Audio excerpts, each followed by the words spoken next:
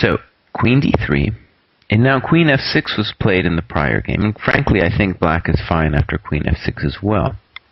But Wang Hao finds a more testing move, f4, and I'm sure this would have been very difficult to handle in a practical game. All of a sudden your opponent, hasn't spent that much time on the clock, and you realize right away, even though you're white, you're facing both Wang Hao, a 2700 player, and the computer, and some really deep preparation here with this move f4. Now, as is typical in situations like this, Josh immediately makes a mistake, which makes his position worse.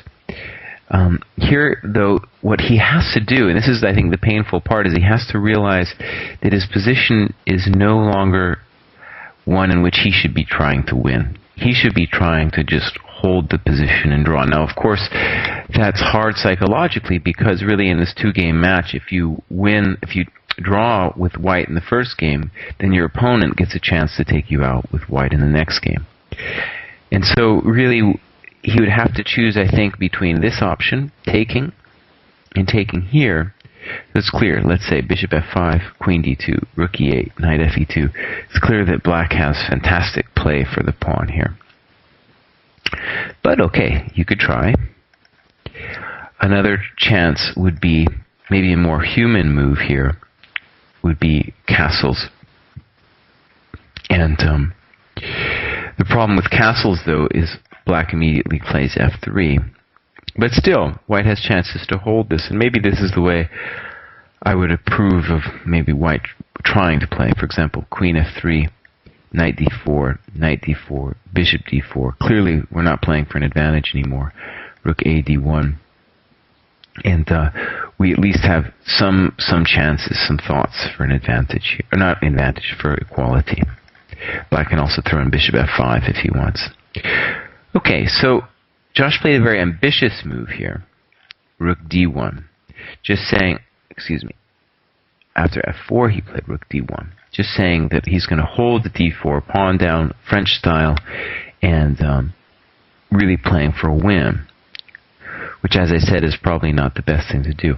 Now here, Wang Hao played a very nice move that I'm sure Josh underestimated. But even if he played the natural move, bishop f5, it's a very difficult situation here for white. If queen d2, simply f3, something like bishop h3, very unpleasant. Or if queen f3, then bishop e4 is strong. The point being that, say, if you take the thing, queen a5 is just really winning the game. Knight c3, knight d4. Too much. So, it would have been very uncomfortable even after bishop f5. Bishop g4 was also very strong. The tactical point is that if f3, then queen h4 check, exclam. And if castles, then simply f3 and bishop h3, and again a very uncomfortable position. For example, rook fe1, queen g5, knight g3, knight d4. White's position really is just collapsing. So Josh again tried maybe the most ambitious move, h3. Bishop e2, exclam, knight e2, f3. Well played. So the problem is now you have to play gf. If queen f3, queen a5 comes, knight c3, knight d4. Notice this is all happening because of white's lack of development. Yeah. So f3, gf, and here really we have a situation where the king, white king, will permanently be on the run, and the pawn structure is ruined, and really that's worth more than a pawn at this point. Wang Hao now plays a very simple move, rook e8, and hard to offer any good advice here now for white. For example, if castles, queen h4, king g2, rook e2, exclam.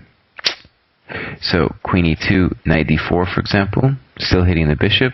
Queen d3, knight e6. It's the end of the game. Knight f4 is coming. We'll see that this exchange sacrifice is a key theme in the game.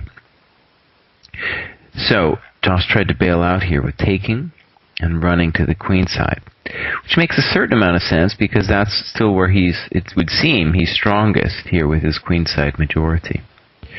But black is just too fast now.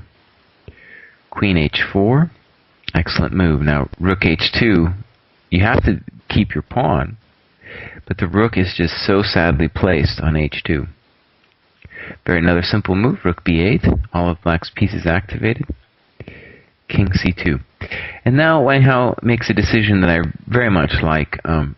There's many ways here for black to prosecute his advantage, but I really like the way he did it.